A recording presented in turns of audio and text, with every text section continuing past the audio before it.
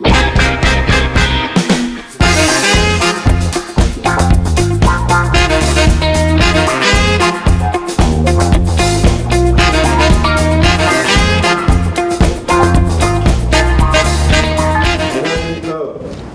사회를 맡은 한국중소상인자영업자 총리협회 사무총장 이성원입니다.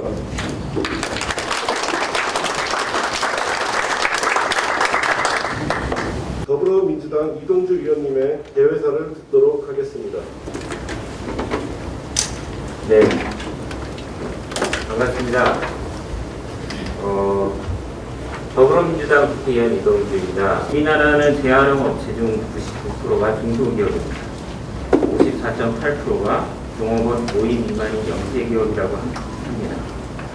이러한 시장에 대기업들이 ESG 경영이 좋지만 그런 중소 95%를 차지하는 중소기업과 소상공인들과 상생하는 이러한 가치를 지키지 않는다면, 그래서 전국 400만 영세 재활용 업체들이 불도산하게 된다면 이거야말로 큰일이 아니겠습니까?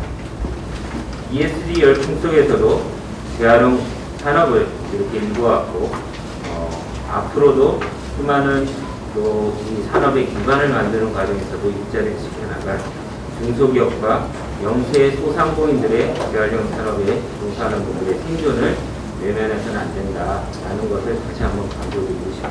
저는 어제 인천에 있는 수도권 매립지 현장에 다녀오는 일이 있었습니다. 거기에 가서 말하자면 이제 이런 비닐로 플라스틱과 관련돼서 그거를 일종의 이제 분해를 해가지고 기름으로 만드는 그런 시범 사업을 하고 있는 공장에 다녀왔는데요.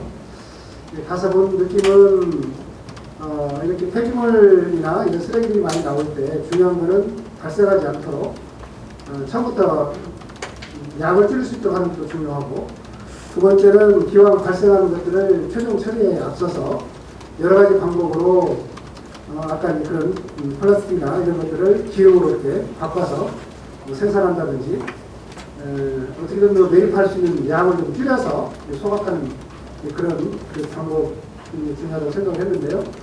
아시다시피 그 수도권 매립지 문제는 거기 이제 그 기간 종류를 둘러싸고 여러 인천에 있는 분들은 연장해서는 안 된다 이런 얘기고, 또 막상 대책을 내는 서울이라든가 다른 지자체는 또 그걸 처리할 데가 없어서 고민이 사실 많은 게 현실이거든요. 그래서 그런 문제들을 풀어야 되는 숙제를 어떻게 풀어야 될까 그런 고민을 하고 있는데 중요한 시사점을 놓고 왔다 이런 말씀을 드립니다. 중소업체 살리는 ESG 정책 마련하라! 마련하라! 마련하라! 마련하라! 중소상인 시장 뺏는 대기업들 비탄한다! 비탄한다! 비탄한다!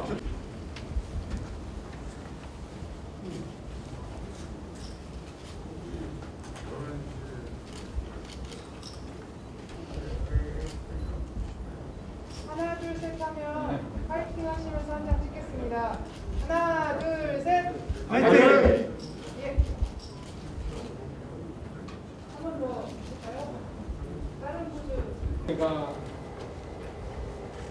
당초에 한 30분 정도 오신다고 돼 있었는데 오늘 뭐 50분 이상 모이셔서 굉장히 성황리에 토론회가 진행이 되는 것 같습니다. 아마 어떻게 보면은 언론이나 또 국회나 우리 업계에 굉장히 큰 이슈가 된다 이렇게 생각을 합니다.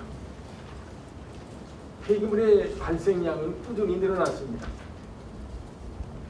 그런데 폐기물의 매립, 소각, 출구가 굉장히 막혀있는 상태입니다. 폐기물 에너지화 정책은 미세먼지 때문에 정체가 됐습니다. 그러다 보니까 출구는 물질 재활용뿐입니다. 지금부터 한 11년 전에 사모펀드가 폐기물 처리 산업에 대해서 눈을 돌렸습니다.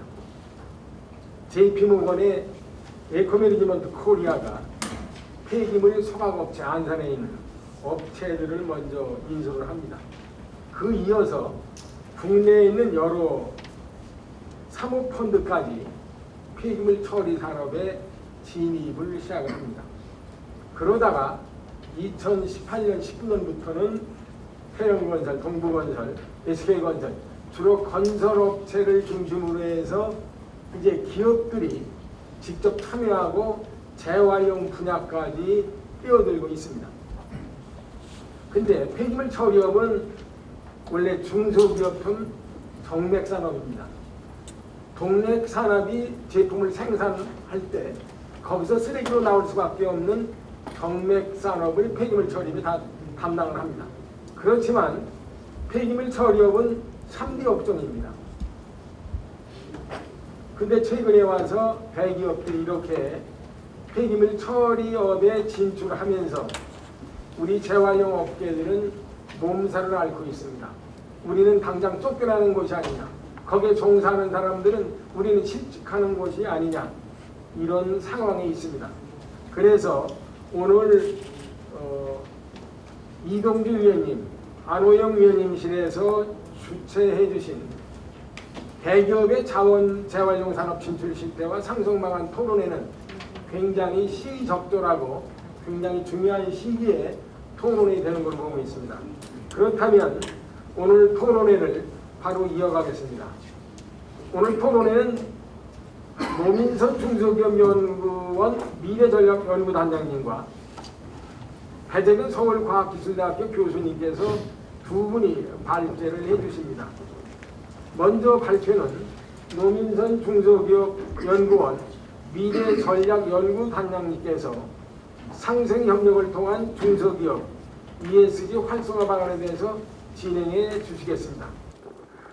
일단 그게 좋았고, 그다음에 여러분들 한번 나중에 가시기 전에 이제 그 이동재 의원님이나 안호영 의원님이나 뭐 방기영 회장님, 신창원 회장님도 그렇죠. 인사 말씀이 많이 와닿았어요. 저도 이제 발표도 있지만 거기에 저희가 하고자 하는 말씀들이 많이 있는 것 같아서 한 번 정도 다시 한번 나중에 한번 같이 읽어봤으면 좋겠습니다. 저하고 이제 배재근 교수님하고는 좀 그 이동재 의원님실에서 조금 업무를 나눠주신 것 같아요. 저는 ESG하고 상생협력 쪽 전반에 대해서 이야기를 하고 뒤에 배재근 교수님께서 이제 재활용 산업 쪽 최고 전문가를 알고 있는데 그렇게 하시는 걸로 들었습니다. 제가 발표를 하는 거는 상생협력을 통한 중소기업 ESG 활성화 방안으로 준비를 했고요. 그러니까 발표자를 준비할 때 좀 고민했는데 중소기업 정책을 보면 안다는 사람은 많은데 진짜 제대로 이해하고 있는 사람은 얼마나 많을까. 근데 아마 지금 여러분들께서 이런 움직임도 어설프게 아는 사람들, 우리 선무당이 사람 잡는다고 하잖아요. 어설프게 알만한 사람들에게 환경에 대해서 조금 더 그 경영에 대해서 설명하고 나름대로 방향을 제시해 주시는 그런 토론을 알고 있겠고, 이런 부분에서 착각이라는 게 참 무서울 수 있겠다는 생각을 합니다. 제가 오늘 이제 발표자를 준비한 순서는 대중소기업 간 격차, 우리가 대기업 진입하면 안 된다 이렇게 하지만 그러면 대중소기업 간 얼마나 격차가 벌어져 있을까? 그 다음에 최근에 중소기업 경영 환경은 얼마나 변화하고 있을까? 좋아지고 있을까? 아니면 안 좋아지고 있을까? 그 다음에 중소기업 ESG 경영 이슈, ESG 하는데 뭔가 해야 할 것 같긴 한데 중소기업 한 개사당 연구원 수는 몇 명일까요? 중소기업 같은 경우는 연구원 수가 한 개사당 4.3명, 대기업 한 개사당 연구원의 3.8%, 상대적으로 차이가 많이 벌어져 있죠. 그리고 연평균 증가를 보면 아까 연구개발비나 연구원 수 한 개사당 보면 중소기업은 줄어들고 있다. 최근 10년간. 돌려놓고 표현하면 상황이 녹록하지 않다. 여러분 디지털 이야기합니다. 소상공인분들도 소상인도 디지털, 제조업도 디지털, 다 디지털 하는데 과연 디지털 수준 어떨까? 작년 8월에 OECD에서 한국경제 보고서를 냈습니다. 작년 8월에 냈는데 한국은 디지털 기술 활용도가 높은데 디지털 격차가 심각하다 이렇게 평가를 합니다. 그러면서 중소기업이 비지식집약적 서비스업에 집중되어 있다. 그리고 중소기업은 역량 있는 근로자가 부족하고 교육 접근성이 낮다. 그런데 중소기업은 정보 부족과 비용을 투자하는 데 애로로 처한다. 이제 이렇게 이제 디지털 수준에 대해서 이야기를 하고요. 최근 10년간 대기업이 연평균 5% 이상을 증가시켰는데 중소기업은 0.8% 정도다. 상대적으로 넉넉하지 않다. 교육훈련비도 마찬가지입니다. 중소기업 한 개사당 교육훈련비는 대기업의 약 15.9%다. 최근 10년간 교육훈련비를 중소기업은 늘리지 못했다. 이게 사실은 중소기업이 갖고 있는 어려움이라고 생각을 합니다. 뭐 표로도 나와 있지만 생산성도 마찬가지입니다. 최근에 나름대로 개선이 되고 있지만 대기업 대비 중소기업 노동 생산성 격차가 크게 벌어지고 있어요. 임금, 복지 비용, 교육훈련 비용, 노동 생산성, 그리고 연구개발비, 연구원 수 상대적으로 대기업과 중소기업 간의 격차는 벌어지고 있다. 이게 맞다 틀리다를 이야기하는 게 아니라 이게 현재 우리가 당면하고 있는 현실이라는 거 먼저 말씀을 드립니다. 그리고 두 번째로 이제 제가 말씀드릴 게 중소기업 경영환경 변화입니다. 격차가 벌어지는 거는 여러분들 어떠세요? 중소기업이 잘 못하고 있기 때문에 격차가 벌어지는 건가요? 대기업이 너무 잘하기 때문에 격차가 벌어지는가요? 이 격차 완화를 위해서는 대기업, 중소기업, 사업주와 근로자, 노사, 공 함께 노력해야 될 부분이다. 중소기업 경영환경 변화를 봅니다. 여러분 올해 들어서 K자형 양극화 이야기 막 기사에서 엄청 많이 들으셨을 거라고 생각합니다. 여러분 생산 증가율을 놓고 봤을 때 여러분 1분기를 봤더니 중소기업은 마이너스 0.2%더라. 최근 개선되고는 있지만 아직까지 녹록지 않다. 대기업은 6.1%. 중소기업은 생산 증가율이 대기업보다 낮다. 회복은 될 수 있지만 되고 있고, 회복이라는 표현을 여러분 제가 만난 중소기업 사장님들이나 소상공인분들 회복이라는 단어를 매우 불편해 하셨어요. 회복이라는 단어가 지원 축소로 연결될까봐 굉장히 두려워하셨어요. 그래서 회복이라는 단어보다는 개선되고 있다고 써주면 안 되냐고 이야기를 해요. 그게 K자의 양극화에 보이는 모습인 것 같습니다. 재고 같은 경우 증가율 같은 게 어때요? 대기업은 재고가 줄고 있는데 중소기업은 재고가 든다. 여러분 재고가 중소기업에서 주는 의미는 어떤지 아시겠죠? 근데 중소기업 재고 증가율은 대기업 대비 높게 나타나고 있다. 최근 들어서 개선되고는 있지만 아직까지 녹록지 않다. 그러면 여러분 고용 회복 국면에서 양극화가 존재한다. 여러분 최근 한두 달간 어때요? 고용이 증가하고 있다는 기사 많이 보셨죠? 이건 어느 정도 일리가 있습니다. 3월하고 4월은 2021년 3월은 2020년 3월 대비 증가했고 2021년 4월은 2020년 4월 대비 증가했어요. 나름대로 증가한 것은 분명해요. 하지만 여러분 업종별로 차이가 있다. 그리고 여러분 작년에 어때요? 3월부터 6월까지 시작이 크게 왔었죠. 기저효과라 그래요. 작년에 너무 시작이 크게 왔기 때문에 올해는 별로 좋지는 않은데 작년에 비해서는 좋아 보여. 이런 게 이제 기저효과인데 상대적으로 안 좋은데 좋게 보이는 부분이 일부 있고 고용이 증가하고 감소하는 게 업종별로 차이가 있어요. 여러분 전년 동안 2020년 4월 대비 2021년 4월에 고용이 증가한 쪽은 건설업과 숙박음식점은 좀 증가했어요. 월별 기준이니까 매월 그렇진 않습니다. 근데 제조업과 도소매업은 줄었어요. 업종별로 다 회복된다고 보는 거는 아닐 수 있다. 원자재 가격 아마 여기 계시는 분들 이제 원자재 가격 유가 막 이런 거 나오면 굉장히 흥분하실 수 있는데 원자재 가격 보면 여러분 구리, 알루미늄, 철 이런 이야기 하는데 2020년 4월부터 2021년 4월 제가 PPT 만들 때 이제 월별로 봤는데 최근 걸 봤는데 최근 1년간 구리 가격이 84.9%가 올랐어요. 작년 연말 대비 4월에 20%가 올랐어요. 알루미늄도 최근 1년간 59.5%. 여러분 원자재 가격이 20, 30% 오르면 사장님들 어때요? 정말 환장하시거든요. 근데 여러분 최근 1년간 그렇고 올해 말까지 계속해서 오를 거라고 이야기해요. 원자재 가격 같은 부분이 중소기업에 주는 부담은 우리가 생각하는 것보다 클 수 있다. 유가, 여러분 우리나라 기름 수입한다고 이야기하지만 두바이유, 우리나라 쪽 많이 수입하는 기름 아마 기사에서 많이 보셨을 거예요. 두바이유가 최근 1년간 가격이 유가가 153% 정도 올랐어요. 작년 연말 대비도 25% 정도 올랐어요.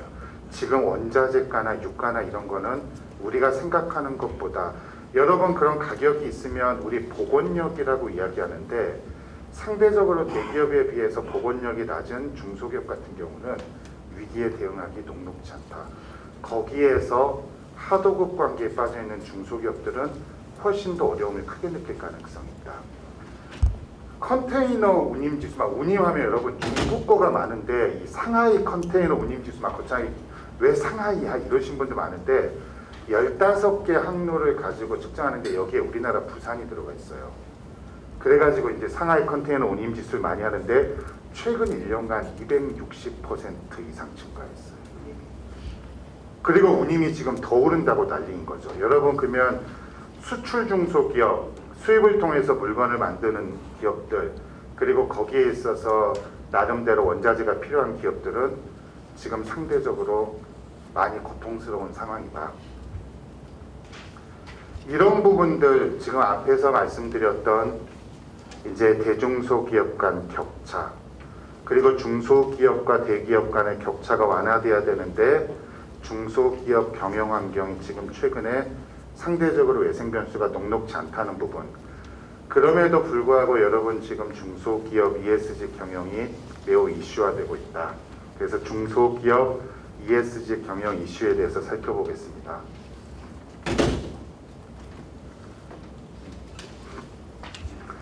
아마 여러분들 ESG가 뭐의 약자야 이런 분들 많으셨을 거고 아직도 많을 겁니다. 제가 보고서를 작년 말부터 준비해서 올해 3월에 쓰고 발표랑 몇 개를 했는데 ESG가 이제 환경적인 요소, 사회적인 요소, 지배구조적인 요소.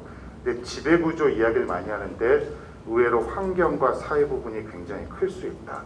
환경 관련된 부분 우리 탄소 중립 아까 이동주 의원님도 인사 말씀에서 설명해 주셨지만 환경 관련 탄소 중립이나 저탄소화 같은 부분은 우리가 생각하는 것 이상으로 여러분 EU 같은 경우는 굉장히 그 움직임이 빨라요. 그러면 수출 기업 같은 경우는 그런 부분에 타격을 굉장히 크게 받을 수도 있고 지금 녹록지 않은 환경으로 가고 있고 그 기간을 단축해 가겠다는 게 전체 트렌드예요. 그리고 S 같은 경우는 이제 기업이 근로자와 지역사회 등 이해관계자 위치. 과거에는 여러분 주주자본주의 이야기 많이 했어요. 근데 이제는 이해관계자 자본주의에서 주주의 이익뿐만이 아니라 사회라든지 고객이라든지 이런 부분을 외연을 확대하자. 이게 코로나19 이후에 나타나는 트렌드인데 거기에서는 인적 자본이나 노동 관행. 그러니까 여러분 노동 관련된 이슈에 얼마나 적극적으로 대응하느냐. 사업주가 근로자의 생산성 향상이나 비용 절감을 위한 노력에 있어서 얼마나 성과 보상이나 성과를 열심히 하느냐. 이런 이슈가 다 ESG에 들어가고 경영진이 기업을 경영한 부분에 있어서 지배구조가 들어간다.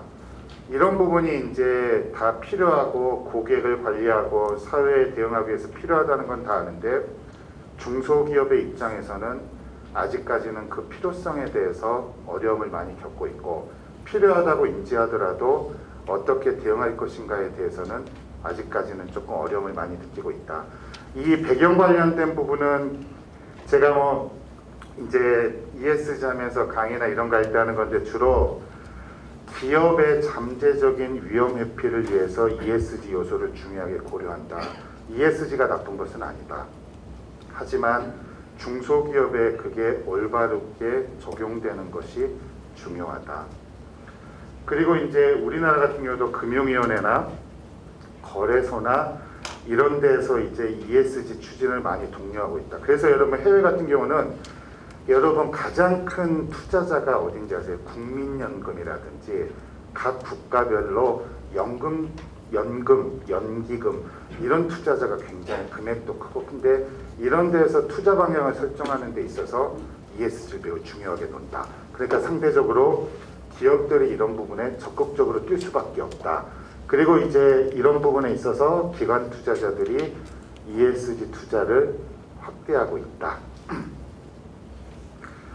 그런데 여러분, 그럼에도 불구하고 중소기업은 아직 ESG 경영을 할 준비가 되어 있지 않다. 이게 이제 여러분들께서 오늘 문제 제기를 하시는 굉장히 중요한 포인트고 나름대로 합리성을 갖고 있다고 판단되는 부분이고요. 중소기업의 ESG 대응 수준은 대기업 대비 낮다. 근데 중소기업은 ESG 요인 중 환경에 대한 준비가 특히 부족하다. 그 중에 중요한 재활용 산업 관련해서 우리가 이 자리에 지금 서서 논의를 하고 있다. 그리고 ESG 경영의 필요성이라든지 이런 부분에서 이제 어느 정도 대국민 인지도는 높아지고 있다. 하지만 아직까지 중소기업의 ESG 경영 역량과 데이터는 부족하다. 중소기업은 ESG 추진에 따라서 경영상의 에러를 호소한다. 그리고 중소기업 ESG 평가 이야기하지만 중소기업 ESG를 평가할 수 있는 기업 정보가 부족하다. 중소기업들은 과연 그러면 어떻게 해야 하냐 이렇게 원천적으로 질문을 하고 있다. 그리고 ESG 관련해서 여러분 기업을 만나보면 굉장히 중요하게 생각한 게 은행 이슈예요. 은행 이슈. 여러분 최근에 은행권 대출 잔액이 여러분 전체적으로 1,000조가 넘었는데 은행권 대출 잔액이 한 달에 1%씩 늘고 있어요. 중소기업에 800조가 넘었는데 그럼 한 달에 8조 이상씩 계속 늘고 있어요. 1년 되면 10% 이상. 쉽게 말해서 은행권 대출만 해서 한 달에 1%면 여러분 엄청나게 증가하고 있는 거거든요. 하지만 정부가 적극적으로 대응해서 연체율은 아직 높지 않아요. 왜? 지금 이제 대출을 받았을 때 상환 기간을 연장한다든지 이자율을 조금 내린다든지 그래서 아직까지 연체율은 높지 않지만 여러분 융자 대출하면 여러분 어때요? 여러분 돈 아니죠. 아무리 지금은 괜찮더라도 여러분들이 갚으셔야 될 돈이죠. 그러니까 기업의 입장에서 굉장히 부담스럽다. 근데 은행권이 ESG를 한다고 한다. 그러면 여러분 기업의 입장에서 은행을 보는 시각은 어때요? 약간이라도 기업이 컨설팅 한다면 사장님들이 두려워요. 왜 두려워하는지 아세요? 우리가 조금이라도 안 좋다는 사실을 알면 돈을 다 회수해 가버릴 것 같으니까. 실제로 그러고 있고. 근데 여러분 ESG를 한다고 했을 때 기업이 하면 ESG를 잘하는 기업들한테 우대하면 좋은데 결국에는 못하는 기업들한테 금리를 좀 높인다든지 투자를 안 하는 형태로 가면 어떨까? 그런 부분의 중소기업들의 우려는 우리가 생각하는 것보다 굉장히 클 수 있다. 대출에 대한 의존도, 금융에 대한 의존도가 매우 크다. 여러분 이 통계는 제가 했을 때 많이 이제 돌아다닌 건데 중소제조업의 42.1%가 하도급 기업이다. 수탁 기업이다. 그들 42%가 수탁 기업이면 여러분 그만큼 위탁 기업, 원청 기업 이런 데 의존도가 높다. 근데 이런 42% 제조업의 매출액의 83%가 위탁 기업에 달려있다. 여기 이건 돌려놓고 표현하면 우리가 어떻게 할 수가 없다. 대기업이나 위탁 기업에 대한 의존도가 높다는 것은 우리가 급여를 올리고 싶다고 해서 급여를 올리거나 투자를 하고 싶다 해서 투자할 여력이 굉장히 작을 수 있다. 아마 이런 부분들이 지금 재활용 산업도 만만치 않은 거고 직접 진출했을 때 굉장히 두려운 부분이 아닐까 싶고요. 그런 부분에 대해서 대기업이 이제 ESG를 한다고 하면 하도급 기업 같은 경우는 상생이라고 이야기하지만 굉장히 어렵게 느낄 가능성이 있다. 그리고 대기업이 거기에서 ESG 대응해서 직접적으로 이걸 대응했을 때 직접 거래관계에 있지 않은 다른 중소기업들이 선의의 피해자가 될 가능성이 있다. 이 부분에 대해서 다시 한번 강조를 합니다. 중소기업은 크게 두 가지 역설이 있다고 해요. 하나는 농부의 역설, 하나는 혁신의 역설. 농부의 역설은 뭐냐면 여러분 풍년이 되잖아요. 풍년이 되면 어때요 여러분? 농사 지으시면 아시겠지만 가격이 떨어져요. 그러니까 힘들어요. 풍년이 되면. 근데 여러분 흉년이 되면 가격이 오르면 좋은데 외국에서 농산물이 들어와요. 그래서 또 가격이 안 올라요. 그래서 이제 농부의 역사인데 그게 중소기업, 수탁기업, 하도급 기업으로 있는 중소기업의 마음일 수 있고 하나는 혁신의 역설인데 혁신의 성과를 대기업이 가져가는 경우가 많기 때문에 혁신에 적극적이기가 쉽지 않다. 우리 여력이라는 단어 많이 들어보셨죠? 남아있는 힘, 급여를 지불할 수 있는 여력, 투자를 할 수 있는 여력, 생존할 수 있는 여력, 이런 부분이 상대적으로 기업이 주도적으로 가져가기가 녹록지 않다. 마지막 이제 중소기업 ESG 활성화 방안입니다. 15분에 끝내려고 했는데 한 2분 더 걸릴 것 같습니다. 정책 방향을 두 개로 가져왔습니다. 하나는 중소기업이 숨을 쉴 수 있어야 한다. 흔히 여러분 금융 이야기할 때 교과서적으로 이야기하는 게 이제 수도꼭지 이야기인데, 여러분 기업의 마음이 이럴 수 있다. 숨을 쉴 수 있는 형태로 가야 된다. 대중소기업 상생협력 촉진에 관한 특별법, 상생협력법이라고 하는데 거기에는 법에 상생협력의 정의를 두고 있습니다. 상생협력의 정의는 위탁기업과 수탁기업 간, 대기업과 중소기업 간 다양한 거래관계에 있어서 서로 간의 이익을 증진할 수 있는 활동, 결국엔 서로 간의 이익 증진을 도모하는 활동, 이게 상생협력입니다. 결국에는 대기업과 중소기업이 같이 갈 수밖에 없는 구조다. 그런 부분에 있어서 대기업이 이런 시장에 직접 진출하는 것에 대해서 상생협력 관점에서 두려워하고 이 부분에 대해서 나름대로 좀 방향을 찾고자 한다, 이렇게 봅니다. 그리고 이제 중소기업 ESG 협력 체계를 구축하는 게 매우 중요하다. 정부와 공공과 민간. 여러분들도 ESG 관련을 해야 된다면 이 부분에 대해서 혼자 하기보다는 확실한 가이드라인을 작성하고 그 활용도를 제고하는 게 매우 필요하다. 이거를 보고서하고 발표에 몇 번 썼는데 한 2주 되니까 다 막 가이드라인 만든다고 해서 깜짝 놀랐는데, 결국에는 업종과 규모 등 중소기업 특성을 반영하는 게 매우 중요하다. 여러분 어찌 보면 보안이라든지 이런 거 다 중요한 거 알아요. 근데 여러분 100점 만점을 할 수 있나요? 우리 규모가 종업원 5명인데 보안을 위해서, 기술 보호를 위해서 막 1억 2억 쓰는 게 가능합니까? 어려울 거예요. ESG도 중소기업이 ESG를 100점 만점을 가져갈 수는 없다.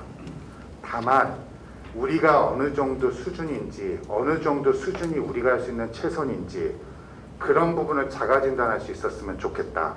그리고 그런 게 정부의 지원 사업을 하거나 이런 평가 지표를 활용될 수 있고, 그 다음에 이게 우리가 부족했을 때 컨설팅으로 활용하거나 아니면 우수한 기업의 사례 발굴이나 포상, 확산을 위한 형태로 가는 게 매우 중요할 것이다. 초기에는 이런 부분은 아직까지는 다 시행착오를 겪기 때문에 정부, 지방자치단체, 유관기관 간의 ESG 협력 체계를 강화하는 게 중요하겠다. 중소기업은 중소벤처기업부나 동반성장위원회나 다양한 전문기관들 간의 협업 기능이 좀 더 강화될 필요가 있겠다. 그리고 중소기업의 ESG 경영 확산을 위해서는 대중소기업 간의 협력을 활성화하는 게 매우 중요하다. 대기업과 중소기업을 흔히들 위탁기업과 수탁기업 간에서 거래관계에 있다고 하는데, ESG 경영 설비를 도입하고 전략을 수립할 때, ESG 전략을 수립할 때 기술과 인력을 지원하는 방안, 그리고 중소기업 ESG 역량 강화를 위해서 교육 프로그램 운영하는 방안. 또 여러분 지금 원자재 가격부터 해서 중소기업도 어려운데 건강한 하도급 거래관계 구축을 위해서 다양하게 노력하는 부분. 또 이제 이러한 노력에 대해서 정부가 대기업의 조세 지원이라든지 아니면 대중소기업 간의 공동 R&D를 위한 지원이라든지 구매와 연계된 R&D라든지 이런 부분에 대해서 지원을 조금 확대하는 것도 적극적으로 검토할 필요가 있겠다. 그리고 여러분 제가 이제 한 건 아마 뒤에 계속 이야기 나오겠지만 적합업종이나 상생협력 관련된 부분을 적극적으로 추진할 필요가 있겠다. 하지만 적합업종이나 상생협력은 이해관계자 간의 자율적인 협력 활동입니다. 이런 부분에 대해서는 보다 적극적으로 소통할 필요가 있겠다는 생각을 하고요. 중소기업 ESG 우수기업에 대해서는 나름대로 금융 지원을 강화하는 방안도 적극적으로 검토할 필요가 있겠다. 이렇게 생각을 합니다. 긴 시간 발표 들어주셔서 고맙습니다. 감사합니다. 반갑습니다. 서울과학기술대학교 환경과학과의 금박을수입니다. 오늘 저 솔직히 말씀드리면 이렇게 주제 발표를 요청을 받고 고민을 굉장히 많이 했어요. 제가 이걸 해도 되나 하는 고민을 했는데, 그래도 우리 재활용 산업에 조금 더 기여를 할 수 있는 방안이 있다면 그래도 제가 한번 검토해보자 해서 제가 이 발표를 수락을 했습니다. 그래서 제가 우선은 이제 우리가 재활용 산업에 대해서 좀 이해를 좀 하시고, 그리고 이제 나중에 현재 문제 가지고 있는 여러 가지 안에 대해서 제가 화두만 던지겠습니다. 화두만 던지고 나머지는 토론에 맡기기로 하는 걸로 하면 어떨까 하는 생각을 가지고 있습니다. 당장은 우리가 우리 폐기물 쪽은 크게 보면 두 개의 부류로 나눠집니다. 이것도 2016년도에 제가 어쩌다 용역을 하게 되면서 이 폐기물 산업, 재활용 산업을 선진화해보자 해가지고 갈래를 탁 타버렸어요. 그래서 우리가 처분 산업과 재활용 산업으로 구분을 했고, 그래서 거기에 관련되는 7개 업종이 지금 현재 폐기물 산업을 주된 어떤 산업을 이루고 있다, 이렇게 보시면 될 것 같아요. 그러면서도 굉장히 그때 반론이 반대가 많았죠, 그죠? 이게 뭐 중간 폐기물을 만든다, 뭘 만든다, 반론이 많았지만, 근데 최근에 그래도 지금 한 5년 정도 경과된 시점에서는 굉장히 안정화된 상태에서 처분 산업과 재활용 산업으로 완전히 구분이 돼서 일단 인허가 단계부터 모든 것이 분리돼서 가고 있다, 이런 말씀을 좀 드리면서요. 그래서 이것도 똑같은 얘기가 넘어가겠습니다. 그래서 저는 솔직히 크게 정말 이쪽 산업을 좀 크게 육성을 하고 이 산업을 좀 뭔가 참 산업답게 유지해 가게 만들어 보자는 생각을 좀 가지고 있었고요. 그렇게 하면서도 저는 항상 발표를 하면서 이렇게 산업이란 짤을 붙이면서 얘기를 계속 하고 있어요. 그래서 이게 보시면 일단은 크게 보면 수지분반 산업. 요즘 수지분반 산업에 대해서도 저는 솔직히 폐기물 쪽의 수지분반 산업을 어떻게 메스를 한번 대든다, 메스란 표현을 해서 굉장히 죄송합니다. 이분들이 최근에 굉장히 그 여러 가지 일을 많이 저지르고 계셔가지고 이거를 좀 합리적으로 규제할 방안을 찾아야 된다는 생각은 저희들이 가지고 있지만, 어쨌거나 수지분반 산업이라는 게 있고, 그리고 옛날에는 이 재사용 산업이라는 게 우리 환경부 쪽에 안 들어와 있었어요. 근데 제가 알코드를 교묘하게 만들면서 재사용 산업을 완벽하게 환경부 쪽으로 오게 만들었습니다. 그러면서 이제 재사용 산업이 있는 거고, 그 다음에 이제 재활용 산업, 그리고 이제 처분 산업, 이렇게 나눠가면서 폐기물 쪽에 어떤 산업이 육성해야 된다. 이걸 딱 구분을 해서 어떤 산업을 육성해야 된다는 생각을 좀 가지고 있고요.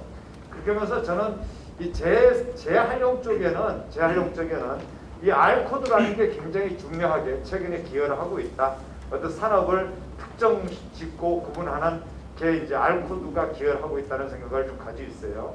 이 알코드도 제가 그 유럽에 있는 알코드가 있습니다. 그래서 알코드를 약간 가져오면서 대한민국의 실정에 맞게끔 알코드를 부여하고, 또 폐기물과 알코드를 서로 연결해가지고 폐기물 종류별로 이 폐기물 용도와 방법이 연결이 돼서 인허가를 받거나 또 업을 영위하는 데 있어서 이상한 행위를 못하게끔 완벽하게 좀 차단을 시키면서도 건전하게 육성을 해가지고 이렇게 아이디어를 내서 한 건데, 최근에 굉장히 그래도 잘 운영되고 있다는 생각을 가지고 있어요.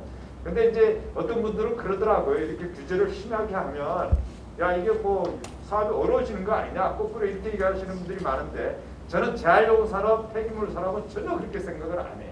역으로 어떤 규제 테두리를 확실하게 만들어 놔야지 외부에서 이상한 행위를 하는 사람들이 못 들어온다는 생각을 저는 가지고 있어요. 지금 또 불법 폐기물, 방지 폐기물들이 틈이 있기 때문에 들어오는 거지, 그 틈을 없애버리면 못 들어오게 되는 거거든요. 그래서 어떻게 보면 이 업을 하시는 분들은 어떻게 보면 합리적인 규제를 통해서 업의 보호를 받아야 된다, 이런 생각을 저는 가지고 있습니다. 그래서 그런 의미에서 아직도 저는 폐기물 관리법, 우리 제초법부터 모든 걸 검토해서 합리적인 규제를 어떻게 할 것이냐에 대해서 많이 생각을 하고 있다. 근데 그 중에서 대표적인 게 이 알코드로 엮은 이런 것들이 굉장히 중요한 규제 수단이었다, 이렇게 생각하시고요. 알코드 내에서도 우리 산업을 갖다 구분한다면 재사용 산업, R1과 R2가 재사용 산업이에요. 그리고 R3, R4, R5, R6가 재생산업. 재생산업이라는 용어, 요즘은 이제 확실히 구분되는 게 뭐냐면 에너지 해수 산업과 또 재활용 산업에서 재활용 산업을 재생산업이라는 용어와 에너지 해수 산업이라는 용어로 또 구분이 됩니다. 그래서 이제 재생이라는 용어가 옛날에는 우리 법적 테두리는 안 들어왔어요. 이제는 재생이라는 용어가 아직 법적으로 들어와 버렸습니다. 그래서 물질 자율용은 재생산업이다 이렇게 표현하시면 될 것 같아요. 그리고 최근에 이 매체 접촉형이라는 거는 여러분들 잘 아시는 것처럼 성토, 독토가 대한민국에서 굉장히 많은 문제점을 일으켰기 때문에 이거는 특별관리 대상으로 뽑아내고 환경성 평가까지 받으면서 자율용할 수 있게끔 만들어놓은 게 현 법 체제입니다. 그래서 자율용 산업이 이렇게 엮여져 가지고 현재 규제를 받으면서 법을 영위하고 있다 이런 얘기고요. 그랬을 때 이 폐기물 처리 쪽에 그러면 여러분들 얼마나 많은 업종이 있고 얼마나 많은 사업체가 있어서 이게 어떻게 업을 하고 있느냐 이제 그런 얘기인데 참 우리 폐기물 쪽은 보시는 것처럼 폐기물 종류별로 폐기물 처리업이 확실히 구분이 돼 있어요. 그죠? 그러다 보니까 그 틀이 굉장히 든든하게 유지되고 있는 게 지금 현실입니다. 거꾸로 말씀드리면 대기업 인허가 안 주면 돼요. 허가 안 주면 돼요. 요건을 강화시켜서 그럼 진입 못하게 되는 거죠. 하여튼 그럴 건데 어쨌거나 우리 생활 폐기물 쪽에 하여튼 수지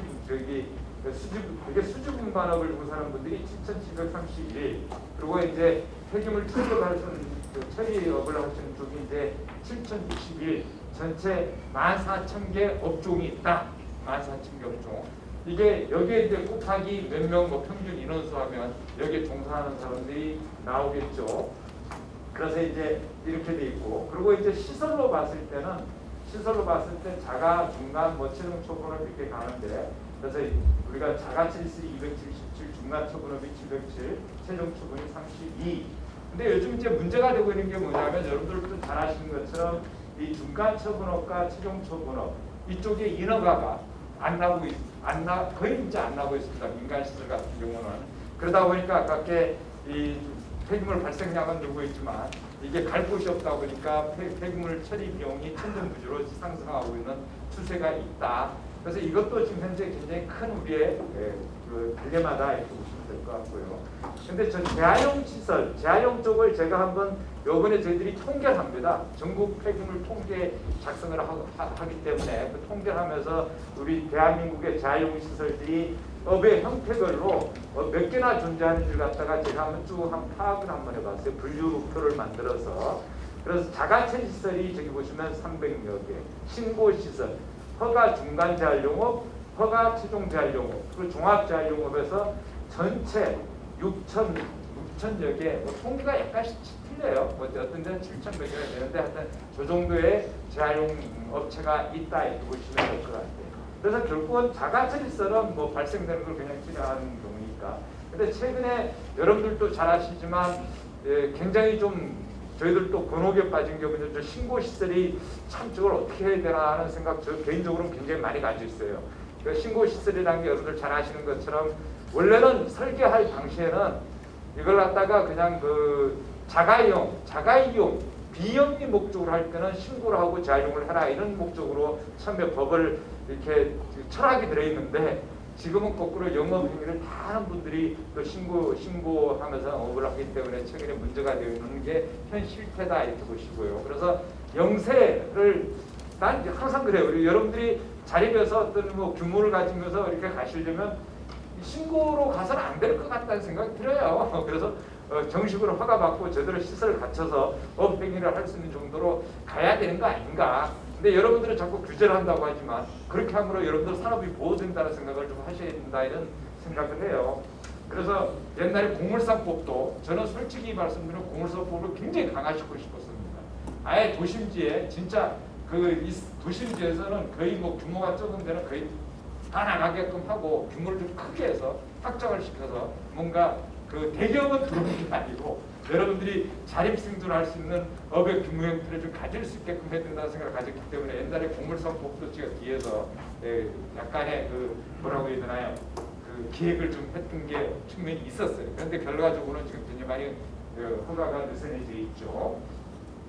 그런데 재활용 산업이라는 게 여러분들도 참 저는 이걸 어떻게 해야 되지 않은 생각을 굉장히 많이 가진 게 뭐냐면 대한민국의 고물 참 특이해요. 여러분들 일본 가가지고 고물상 일본 가서 조금만 재활용 업체들 눈씻고 찾아볼 수가 없어요. 독일 전혀 없어요. 동네 방네 고물상 업가 아무 데도 없습니다. 근데 특이해요 우리나라가. 우리나라가 왜 이렇게 난치도 시설부터 농마주의 시대부터 이렇게 시대가 변화되면서 이 고물상이라는 새로운 하나의 개념이 정립되고, 그리고 이제 그저 우리 할머니 할아버지들이 그 육가물을 이렇게 수집하게 되고 하는 체계로 오면서 동네방네 고물상이 생기게 된 게 아닌가 이런 생각을 하는데, 하여튼 어쨌거나 이게 진짜 이게 좋은 것이냐, 저는 거꾸로 야 이거는 이제는 우리가 궤도를 수정할 때가 됐다는 생각을 좀 가지고 있어요. 그러니까 어느 정도까지는 좀 그래도 올려놓고 규모의 경제를 좀 규모 경제라는 거 대기업이 들어오라는 게 절대 아닙니다. 오해를 하지 마셔야 돼요. 저는 어느 정도 체질 개선을 좀 시켜야 된다는 생각을 좀 가지고 있습니다. 그래서 체질 개선을 통해서 뭔가 대기업과 싸울 수 있는 힘을 길러야 된다는 그런 얘기가 오늘 주된 얘기입니다. 근데 하여튼 어쨌거나 지금 현재 이 재활용 산업이 굉장히 소규모고 영세하고 또 인력도 굉장히 인력난도 겪고 있고, 이런 와중에 처분 산업은 지금 현재 대기업들이 거의 잠식해서 들어오고 있어요. 처분 산업은 소각장, 그죠? 잘 아시잖아요. 그죠? 소각장들은 거의 대기업들이 다 잠식했습니다. 이제 막 사들여서 이제 끝마무리 몇 개밖에 안 남았어요. 그리고 매립장도 다 이제 거의 그렇게 돼 있고. 근데 지금 당장 최근의 추세를 좀 제가 말씀드리면, 재활용 산업 쪽의 대기업이 일단은 눈독을 들이기 시작했어요. 요게 얼마 안 됐습니다. 얼마 안 됐어요. 이제 처분 산업 쪽이 어느 정도 정리가 되고 나니까 야 이제 그 다음에 돈 되는 데가 어디야? 하고 이제 쭉 탐색을 해보니까 야 이 재활용 산업도 좀 이렇게 규모의 경제를 하면 이제 돈이 되겠다는 생각을 얘들이 가지게 됐고, 그래서 이제 대기업의 결국은 이제 대기업의 큰 자본들이 서서히 잠식에 들어올 겁니다. 이제 살려고 이제 준비 작업들을 지금 하고 있어요. 심지어 수준 반환까지도 이제 들어올 생각을 다 가지고 있고요. 그래서 이런 와중에 하여튼 이게 지금 이제 그건 ESG라는 표방을 하지만 결국은 중요한 팩트가 뭐냐면요. 폐기물 처분비가 높아졌다는 거예요. 그렇지 않아요? 지금 처리비가 진짜 저는 솔직히 상상 초월이에요. 제가 일본에 있을 때 그 당시에 폐기물 처리비가 90년대 초반에 톤당 20만 원이었어요. 그래서 야 이게 왜 무슨 폐기물 처리비가 20만 원까지가 이거 뭐 한 2만 원이면 되겠지 그렇게 생각했는데, 지금 우리나라가 30만 원, 20만 원 그죠? 다 가 있잖아요, 그죠? 그래서 야 이게 이렇게 가는 게 현실이구나. 이게 어느 또 국가가 경제력을 가지게 되면 결국은 폐기물 처분비가 비싸지는구나 하여튼 이런 생각을 최근에 하고 있는데, 어쨌거나 이 처분비가 비싸다는 얘기는 이 사업을 하게 되면 이익 창출이 가능하다는 결론이 얻어지는 거예요. 규모 경제하면 그러다 보니까 이렇게 대기업들이 생각을 하고 있다. 근데 결론적으로 말씀드리면 저는 어떻게든지 상생 방안을 찾아야 된다 이런 생각을 갖고 있어요.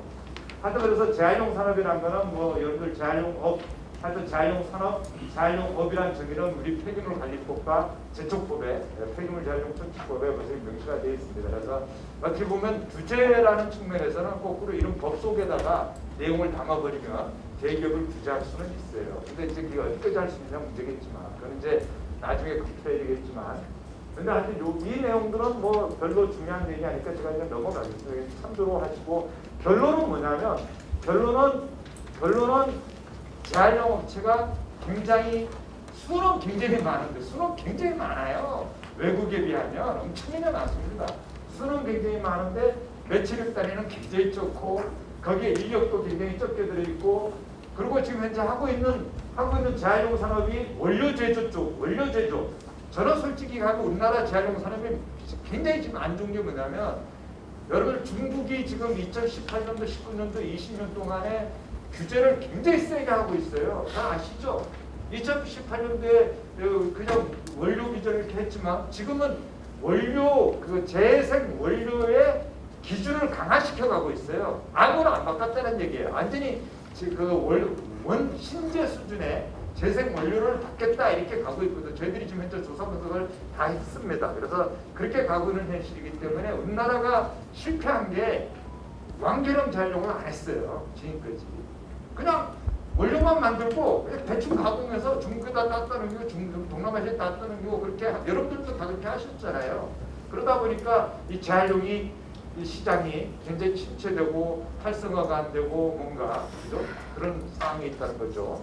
그래서 결국은 완결형 재활용을 해야 된다. 근데 완결형 재활용을 하려면 좀 나중에 말씀드리지만 재활용 제품 수요를 어떻게 촉진시켜 주느냐가 굉장히 중요한 하나의 큰 과제다 이렇게 보시면 돼요. 그래서 그건 나중에 좀 말씀드릴게요. 하여튼 그런 얘기가 이렇게 나와 있습니다. 그래서 하여튼 중요한 거는 우리 지금 발표를 다 하셨기 때문에 외람 빼기 이런 얘기라 이런 말씀을 드린 거지만 중소기업도 장점이 굉장히 많다. 근데 중소기업도 장점이 많고 중소기업들이 저는 이렇게 막 키워가면서 중견기업으로 발전하고 근데 대한민국은 중견기업이라는 용어를 많이 안 쓰는 것 같아요. 저는 중견기업이라는 단어가 굉장히 저는 멋있다고 생각하고 좀 더 글로 가야 된다는 생각을 갖거든요. 예를 들면 저는 일본에서 공부를 했어요. 일본에서 제 일본 얘기를 자꾸 해서 죄송합니다. 일본에서 공부를 해가지고 일본에서 많이 본 게 뭐 에바라든가 구리따라든가 환경 쪽에 대기업을 하면서 중견기업들을 너무나 많이 봤거든요.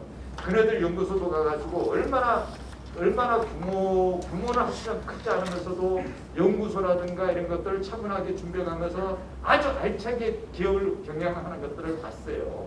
그러면 이 재활용 산업에서 100% 산업도 하여튼 중견기업으로 육성을 해가는 대기업이 아닌 중견기업입니다. 그렇게 가는 어떤 시나리오를 만들어 가야 된다 이렇게 생각을 해요. 그렇기 때문에 하여튼 이런 장점을 살려서 가야 된다. 뭐 한편으로 단점도 있겠죠. 단점도 이런 극복을 해야 되는 거고요.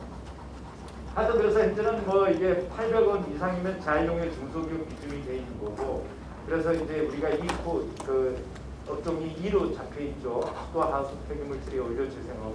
근데 너무 강범하게 잡혀서 또 세분화 시켜야 된다는 생각을 가지고 있습니다. 근데 이건 이제 제가 아까 말씀드린 것처럼 하여튼 현재 재활용 산업은 처리 위주 산업이다. 처리 위주고 이게 진짜 어떤 재활용을 해서 제품을 만드는 완결형 쪽은 안 가 있다. 그래서 이제 결국은 하여튼 영세하고 그죠? 중탄자 가공 폐기물의 재활용 비중이 48%다. 그리고 아직도 3D 산업의 전형을 못 벗어나고 있다는 게 현재 시점이다 보시면 될 것 같아요. 그래서 저는 체질 개선을 좀 하는 게 어떤가. 어떻게든지 이게 체질 개선을 좀 시키고 난 다음에 대기업을 쌓아든지 어떻게 가야 되는데, 그래서 자본 투자가 필요하다. 자본 투자. 대기업이 중소기업을 장시가 하는 게 아니라 중소기업에 자본을 투자하고 기술 개발을 하게 만들고 인력 확충을 하게 해서 하여튼 전문성을 확보해가는 그런 중소기업이 됐으면 좋겠다. 그런 얘기고요. 그리고 하나는 모르겠어요. 하여튼 대한민국처럼 수주분발업체가 많은 데가 없고요.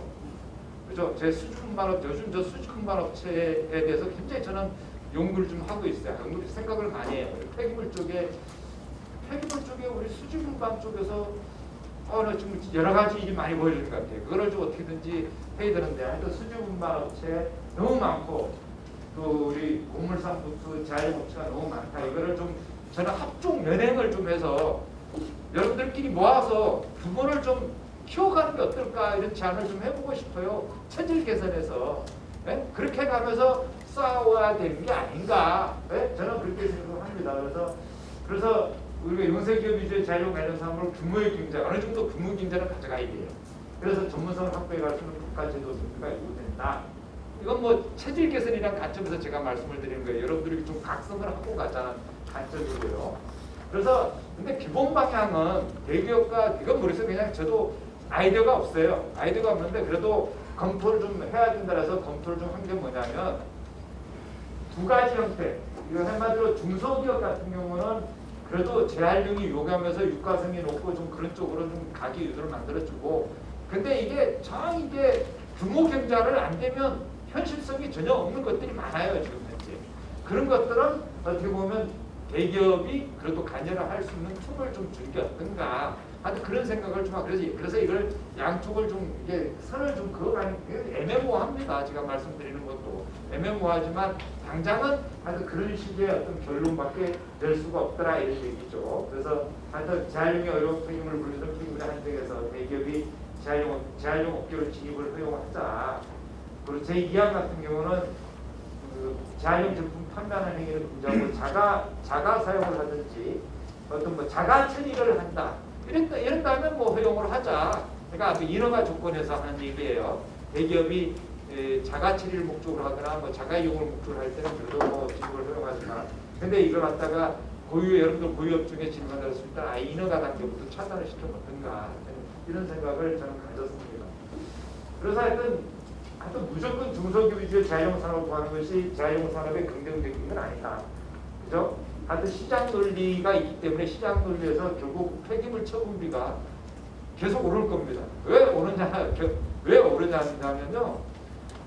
허가 시장이기 때문에 매립장과 소각장 허가가 이제 안 나요. 근데 제가 시뮬레이션을 해보게 되면 폐기물 발생량은 뭐 계속 늘어나요. 그럼 이걸 어디선가 수용할 수 있는데 수용할 데가 없어요. 그러면 그렇게 된다면 처리비는 비싸질 테니까 시장 논리에서 진입을 자꾸 계속 생각할 것이라는 거죠. 그래서 하여튼 뭔가 하여튼 이제 중소기업과 대기업이 어느 정도 규제하면서 어느 때는 공반 같이 갈 수 있는 상생 방안도 이제 검토해야 된다는 생각이 듭니다. 그래서 이제 이슈화되고 있는 것들을 좀 말씀드리면, 제가 요즘 환경부 용역을 우리 과장님 계시지만 환경부 용역을 하고 있어요. 대한민국을 어떻게 하면 완계령 재활용을 시킬 것이냐. 네? 재활용 제품을 만들면 아무도 안 사잖아요. 그걸 어떻게 하면 사면 안 될까 하는 어떤 제도, 정책, 법 이걸 좀 검토를 좀 하고 있습니다. 어차피 중국으로 못 나가니까 이제 앞으로. 하여튼 그런 게 여러분들도 마찬가지. 많이 생각해야 될 게요. 여러분들 그냥 원료만 만들지 마시고 어떤 제품을 만들어서 그 제품을 유통시켜서 어떤 유가성을 높이는 쪽으로 이제 가셔야 된다는 말씀을 좀 드리고요. 그리고 최근에 이슈화되고 있는 게 뭐냐면 공동주택 수집 운반 참 그 선별 이게 굉장히 지금 이슈가 돼 있어요. 근데 여러분들이 반대하실 겁니다. 반대하는데 저는 기본적인 생각이 이것도 마찬가지예요. 대기업 진입을 방지하면서 여러분들이 고유업 쪽으로 가면서 뭔가 구조를 만들어 가려면 일단은 자격 있는 업체가 들어오게 만들어야 되고, 반드시 지자체가 지자체랑 위탁 계약을 한 상태에서 들어가야 된다. 그거 안 되면 여러분들 절대 아무나 이렇게 막말하면 개나 소나 막 들어올 수 있는 시장이 되는 거예요. 그래서 어느 정도 분명히 테두리는 그어놔야 된다는 생각을 좀 가지고 있어요. 그래서 이걸 지금 하려고 제가 용역을 하면서 방안을 좀 찾아내고 있는데, 지자체도 반대하죠. 여러분들도 반대하죠. 다 반대해요. 근데 반대하면 안 돼요. 이런 얘기는. 그죠? 그래서 어떻게 하면 이걸 잘 굴러갈 수 있게끔 할 것이냐, 그 합법적으로 영업행위를 할 것이냐에 대해서 여러분들 고민을 좀 같이 좀 해주셔야죠. 이것도 어떻게 보면 역으로 얘기하면 이 시장도 대기업들이 들어올 수 있어요. 그냥 뭐 다 들어올 수 있는 건데 빨리 만들어놔야 된다는 거죠. 하여튼 그런 얘기를 좀 해드리고 싶고, 요거 이제 오늘 중요한 이슈가 되는 세 가지를 뽑아왔어요. 대기업들이 지금 몇 군데가 들어오려고 하는 데가 저 끝에 있는 육가성 페트, 육가성 플라스틱에 대해서 대기업이 현재 여론을 이렇게 어떻게 할 것이냐, 뭐 당장 K페트, 그죠? K페트 아시는 거고, 그걸 갖다 일관된 공정으로 섬유꽂이 만들겠다 대기업들이 이렇게 들어온 케이스죠. 근데 저것도 분명히 상생 구조를 만들어야 된다는 거예요. 원료 공급, 원료를 진짜 깨끗해서 공급하는 것까지 여러분들이 책임지고, 그걸로 원산을 뽑는 것들은 그죠 대기업이 할 수밖에 뿐이에요. 근데 그 영역이 무너지면 안 된다는 거예요. 그 선을 지키자는 게 맨 끝에 있는 얘기고, 그 다음에 이제 끝에서 두 번째, 폐플라스틱 폐비늘 열분해, 요즘 이게 또 핫 이슈예요. 참 저도 근데 이 열분해라는 거 벌써 80년대부터 제가 처음 폐기물 할 때 95년도에 제가 보고서를 썼습니다. 아마 국내 최초로 썼을 텐데 그때 이슈가 그대로 지금까지 오고 있어요. 오고 있는데 또 요번에 또 열분해 이슈가 돌아가지고, 근데 이제 문제는 이제 열분해도 마찬가지예요. 열분해를 하더라도 그 기름을 어디선가 써줘야 되는데 기름을 쓸 데가 없다 보니까 대기업들이 자기네 정유공장이랑 연결을 시키면 원료를 생산해서 정유공정에다 집어넣어버리면 기름의 수요 문제는 해결되니까, 그래서 자립을 하겠다는 논리를 가지고 오고 있어요. 그래서 지금 벌써 다 여러 가지를 하고 있는 상황인데, 근데 이것도 마찬가지. 이것도 제가 딱 선을 긋고 싶은 거는, 좋아요. 규모 경제에서 기름 생산, 저는 이제 역으로 얘기하면 이 여력을 가진 분들이 열분의 시설을 짓고 거기에 이제 뭔가 열분의 유를 생산을 시키고 그 열분의 유를 거꾸로 법적으로 정유공장에 반입할 수 있는 근거만 만들어 준다면 이거 그냥 해결되는 문제인데 괜히 그냥 규제를 막 이렇게 막 틀고 하다 보니까 이게 잘 해결이 안 되는 것 같아요. 그래서 그것도 하여튼 그런 개념. 근데 하여튼 중요한 흐름은 열분해라는 게 너무 쉽게 생각하시는 분들이 굉장히 많아요. 쉬운 기술이 아닙니다. 분명히 내가 선을 그어드릴게요. 선을 그어드리고 이게 선을 건다는 게 뭐냐면 뭐 스테인리스 그렇게 내구성이가 스테인리스도 1년 지나면 구멍이 뽕뽕뽕 나요. 근데 거기에 PVC 같은 것들을 선별하면 절대 안 되는 건데 그렇게 쉽게 생각하고 영업을 하시면서 1년 2년 하다가 망하고 그래서 한 수십 개 업체가 망했어요. 이런 건데 쉽게 생각하고 지금 업계에서 열분에 하시는 것 같은데 이것도 좀 신중하게 고려를 하셔야 된다. 뭐 진짜 모르겠습니다. 대기업이 오면 대기업과 그런 걸 좀 기술 개발도 같이 하면서 걔들이 플랜트를 많이 하잖아요. 그걸 같이 하면서 뭔가 상생 구조를 만들어가는 것도 좋겠다. 그리고 이제 맨 이쪽에 있는 거, 요거는 SRF예요. SRF인데 요즘 참 이것도 이제 뜨거운 감자입니다. 여러분들 잘 아시는 것처럼 시멘트 쪽이 이제는 선언을 했어요. ESG를 선언했고 거기에 이제 가연성 폐기물을 뭐 연간 뭐 우리가 상상하지 못할 정도의 양을 그것을 재활용 처분이 아닙니다. 그 재활용을 하겠다고 얘기를 하고 있고 그리고 심지어 아주 그렇게 하고 있는 상황이에요. 근데 이것도 이제 모르겠습니다. 일단 SRF라는 고용연료를 제조하는 것까지는 분명히 여러분들의 고유 업종으로 남아야 돼요.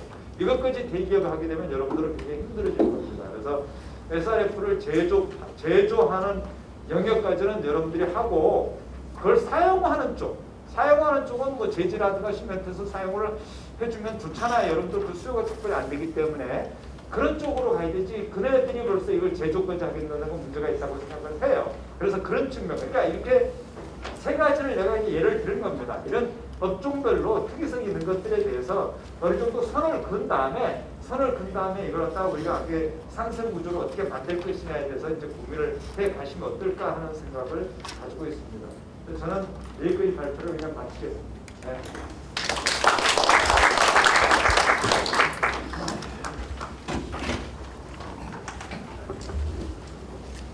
배재근 교수님은 20년 이상 특히 생활 폐기물 재활용 연구와 정책에 환경부 정책에 굉장히 깊이 관여하셔서 오늘도 굉장히 아주 우리가 이게 어떻게 끌고 가야지 했을 때 상생의 인식까지 보여주시면서 어떤 방향을 말씀을 해주셨습니다.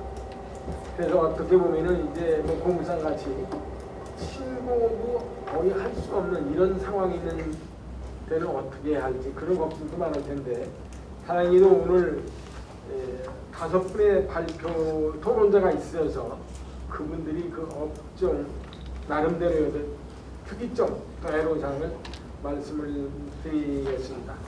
오늘 그 토론의 순서는 우선 업계에 계신 분들이 먼저 말씀을 해주시고 나중에 맨 마지막에 서영대 환경부 채용과장님께서 4분의 토론자 또 2분의 발제자를 듣고 나서 종합 정리하는 쪽으로 말씀을 해주시면 좋겠습니다. 맨 먼저 맹성호 한국페트병 재활용협회 회장님의 토론이 있으시겠습니다. 예. 하고 선별된 재활용품은 재활용 업체에서 재활용하는 구조로 이루어져 왔었습니다. 환경재생공사가 수거 선별 업무를 민간 기업에 이양을 하고 재활용제도 운영 관리 감독 업무로 이제 체계가 바뀌고 그 이후로 수십 년 동안 우리 재활용 업체에서 여러 투자와 각고의 노력으로 오늘에 이르게 되어 있습니다. 현재 미국과 유럽 선진국에서는 시행하고 있는 PCR 시장의 활성화로 친환경 플라스틱 시장이 활성화되어 가고 있습니다. 유럽 선진국에서는 PCR 시장이 확대를 위한 인프라 구축이 제도적으로 잘 되어 있고 국민의 관심과 참여로 활성화되어 가고 있습니다. 전 세계적으로 각종 플라스틱 중에 특히 페트병에 대한 관심이 언론으로서는 커다란 이슈로 되어가고 있습니다. 이에 ESG 강령을 앞세운 대기업에서 가장 효과적인 성과를 쉽게 얻기 위한 기존 재활용 산업으로 쉽게 진출하려고 모색을 하고 있습니다. 쓰레기 종량제 시행 단계에서 재활용에서 가장 문제가 됐던 품목이 이제 페트병이었고, 다른 품목보다 처리 시설이 전무한 시절이 있었습니다. 토론자인 저도 선별장을 운영하던 시절이 있었는데 페트병 처리에 가장 어려움이 컸었습니다. 그 계기로 인해서 제가 자가 처리 시설을 갖추게 되었고 페트병을 처리하기 시작하고 있었습니다. 그 이후로 다른 선별장 운영업체들도 페트병 처리를 하기 위해서 자가 처리 시설을 갖추기 시작하였습니다. 이때는 대기업에서 재활용에 대해서 전혀 관심이 없었고 진출할 생각도 없었고 재활용품을 사용할 생각도 없었습니다. 그 이후로 재활용 산업이 지금에 와서는 탄소 저감이라든지 ESG 산업으로 인해서 가장 손쉽게 얻을 수 있는 결과를 얻기 위해서 MR 시장을 이제 대기업에서 진출하기 시작했습니다. 우리 중소 재활용업체가 가장 우려하는 부분이 대기업의 진출입니다. 페트병은 이제 그 자체가 갖는 투명성, 경량성, 안정성, 내약품성 등 간편하고 안전한 생활 용기로 널리 사용되고 있습니다. 본격적으로 사용하였던 계기는 미국에서 기초 기술을 얻어진 특허를 통해 단신 음료용 페트병을 사용하면서, 그리고 일본은 이제 77년도 간장 용기를 처음 사용한 이후 페트병이 갖는 편의성으로 인해 청량 음료 및 주요 용기에 이어 음료용 등으로 확대되고 사용하고 있습니다. 우리나라에서도 80년대 들어 본격적으로 사용하게 되었고 현재는 많은 제품에 다양하게 널리 사용되고 있습니다. 이와 같이 널리 사용되고 있는 페트병은 짧은 기간 내 기하급수적으로 늘어나고 사용한 쓰레기 문제로 사회적인 자원 낭비 문제가 심각해지고 있다. 2000년대 들어 환경 보전 및 자원 재활용의 필요성에 따라 정부에서 본격적으로 재활용 정책을 추진하게 되었고 그와 같은 정부의 정책과 병행하여 페트병의 재활용 사업도 기존 종이, 병류 등 다른 품목의 재활용 사업에서 분리되어 독자적인 사업 체계로 발전하게 되었습니다. 현재 페트병의 재활용은 수거와 재활용이 구분되어 독립된 형태로 운영되고 있으며 수거 선별업체가 수거해온 페트병을 최종 처리하는 재활용 사업자가 별도로 사업장에 재활용을 하는 형태로 이루어지고 있습니다. 밑에 부분은 아마 편집 과정에서 좀 중복된 부분이 있어서 다음 장으로 넘어가겠습니다.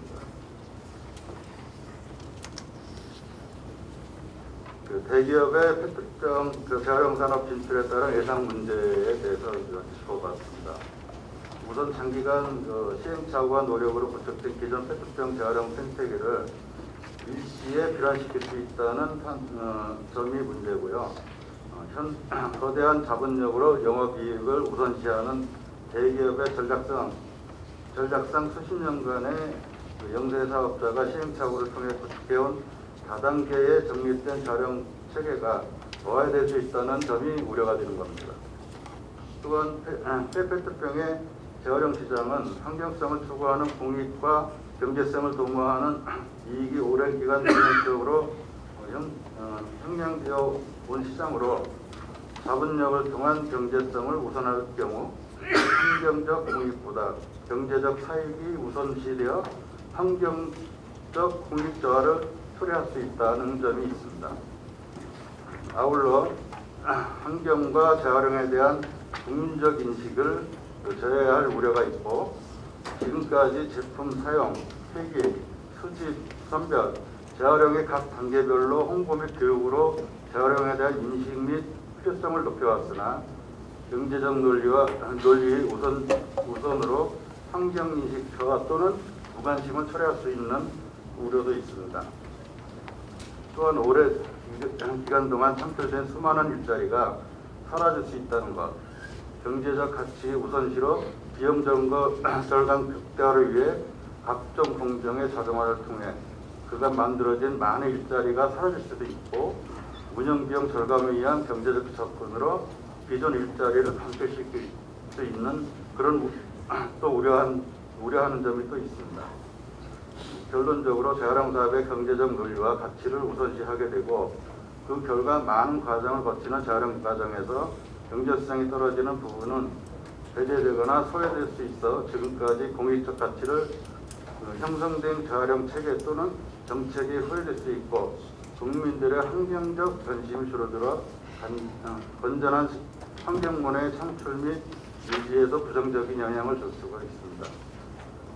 여기에 대해서 정책적인 제안을 좀 몇 가지 적어봤습니다. 페트병을 포함한 자원 재활용 시장은 그간 수많은 노력과 시행착오의 바탕 위에 경제적 논리가 반영 축적되면서 만들어진 환경적 공익과 경제적 가치가 조화롭게 균형점을 찾아 운영되고 있는 시스템입니다. 최근 들어 많은 대기업이 환경시장의 규모가 커져 새로운 수입원을 만들고 환경사업을 통한 기업의 이미지를 높이고자 자원 재활용 시장에 진출하고자 하는 경향이 높아지고 있습니다.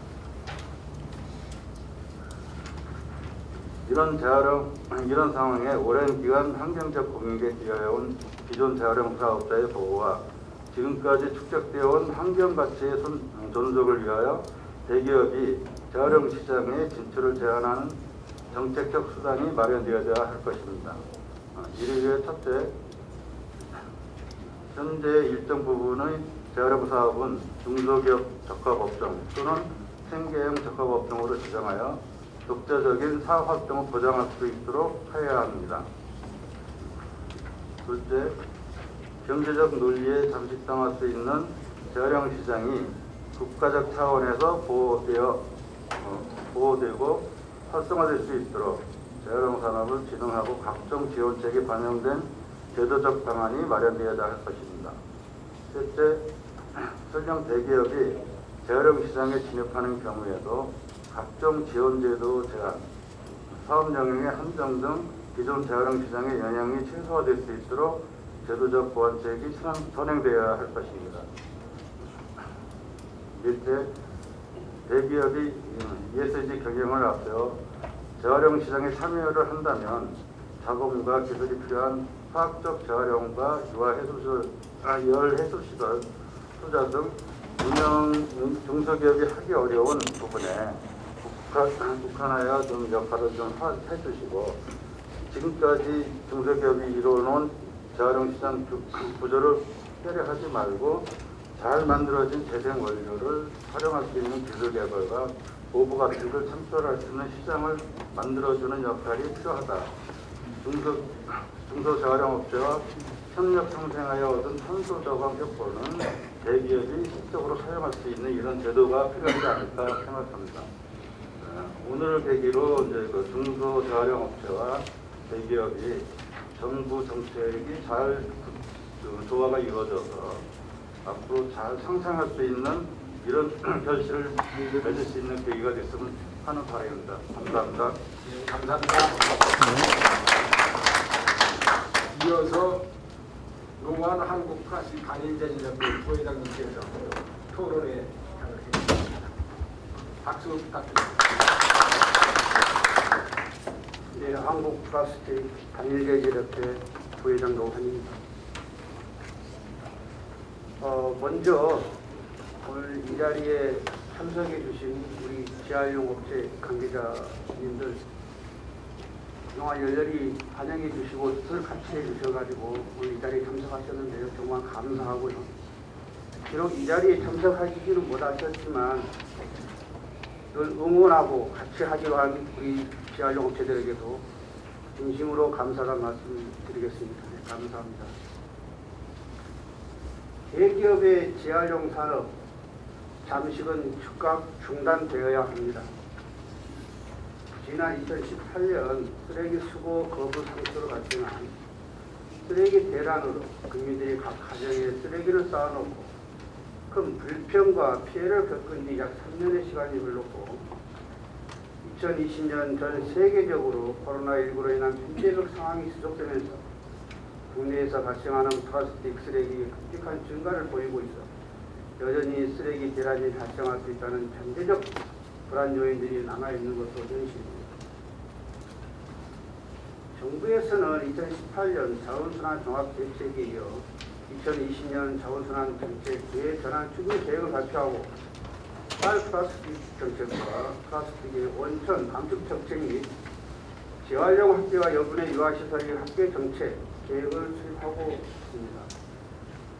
우리 재활용 업체들은 정부의 이러한 정책을 반드시 반대한다기보다는 좀 더 필요한 개선 사항이 필요하다고 느끼고 있습니다. 첫째로 재활용이 영위하고 고품질의 단일재질 플라스틱 생산 위주의 정책이 우선이며 두 번째로 복합재질 용기류의 품질 및 재질 구조 개선과 화장지 복합필름류의 사용 업계 등의 정책이 선결되어야 한다고 판단되고 있습니다.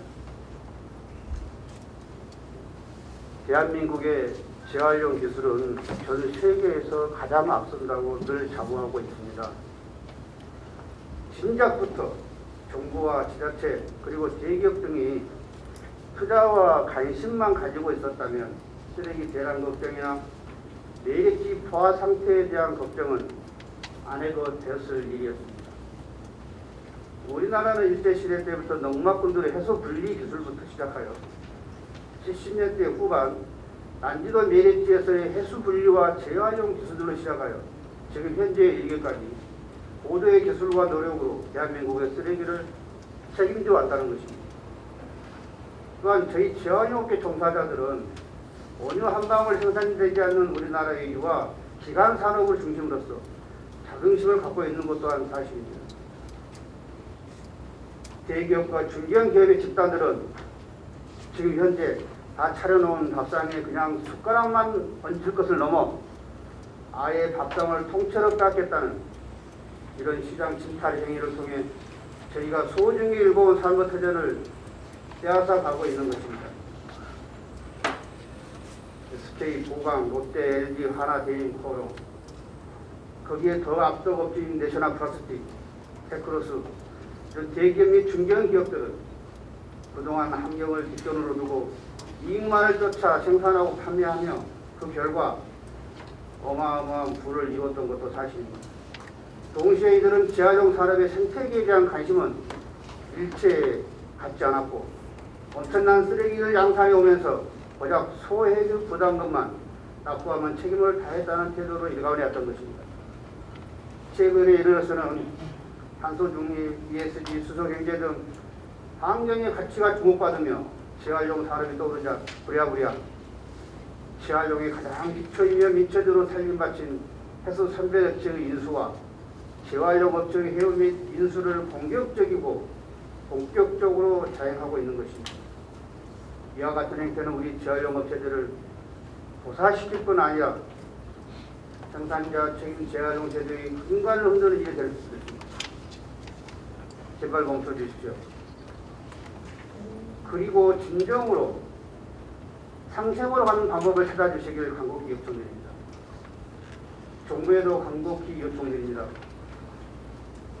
정부는 자원순환 산업을 집중 육성할 계획을 세우고 있는 것으로 알고 있습니다. 재활용 산업의 효율화 및 최적화를 위한 환경산업 거점 단지 조성 등의 목표를 계획하고 있다면 정부와 지자체 그리고 대기업 및 재활용 업체들과의 상생기구를 만들어서 함께 논의하고 협력하는 진정한 상생 방법을 살펴봐 주시기를 간곡히 부탁드리는 것입니다. 또한 현재 재활용 업체들의 70-80% 이상은 많이 배우고 똑똑한 이 세대로 운영체제로 현재 전환되어 가고 있으며 이 세대의 스마트 생태 기술 접목과 핵심 기술 등이 결합하여 날로 기술이 발전하고 재활용품 품질 향상이 눈에 보일 수준으로 발전하였습니다. 이뿐만 아니라 현재도 진행 중인 대규모 관리법의 온갖 비례정책과 단속 속에서도 꿋꿋하게 대한민국의 쓰레기 재활용을 책임져 왔는데 대자본을 등여본 대기업 및 중견 기업들이 횡포의 삶을 터전을 빼앗기 위기에 놓인 지금의 상황이 너무 황당하고 어처구니가 없는 것입니다. 지금과 같은 대기업 및 중견 기업들의 무차별 침범이 계속된다면 재활용 업체들의 동재, 자식, 부모들은 갈 곳이 없어집니다. 가족 생계 형태의 업체들은 모두 도산해 거리로 나올 수밖에 없을 것입니다. 재활용 산업에 종사하고 있는 모든 종사자들은 현 상황에 큰 우려를 표하고 있을 뿐 아니라 생존권을 지켜야 한다는 목소리는 나날이 높아지고 있다는 것입니다. 마지막으로 대기업과 중견기업들은 재활용 산업 잠식을 즉각 중단해 주시길 다시 한번 부탁드립니다. 또한 정부는 재활용 업체들과 진정한 상생으로 가는 방법을 찾아주시고 만들어 주실 것을 간곡히 요청드리는 것입니다. 네, 지금 이 시간에도 작업 현장에서 혹은 골목길에서 자원순환에 보람에 열중하고 계시는 우리 모든 재활용업계 관계자, 종사자 여러분, 힘내시고 용기 잃지 않기를 바랍니다. 네, 감사합니다. 십수년을 한자리에서 꿋꿋하게 투쟁을 하신 분이고 요번에 국회에 입성하셨습니다. 선수로 따지면은 국회의원들 만나고 같이 활동하고 대기업 투쟁하고 한 걸로 따지면 한 5선에 가까운 의원님이라고 보시면 돼요. 근데 이 말씀을 드리는 이유는 여기서 상생이고 뭐고 나발이고 다 필요 없고요. 대기업 들어온다 그러면 우리는 투쟁을 해야 됩니다. 투쟁했을 때만 생존권이 보장된다는 거, 그거 명심하셔야 하고요. 아까 우리 배재균 교수님 발제하면서 말씀하신 부분 상당 부분 공감은 하는데요. 또 상당 부분 비공감을 하는 부분도 있습니다.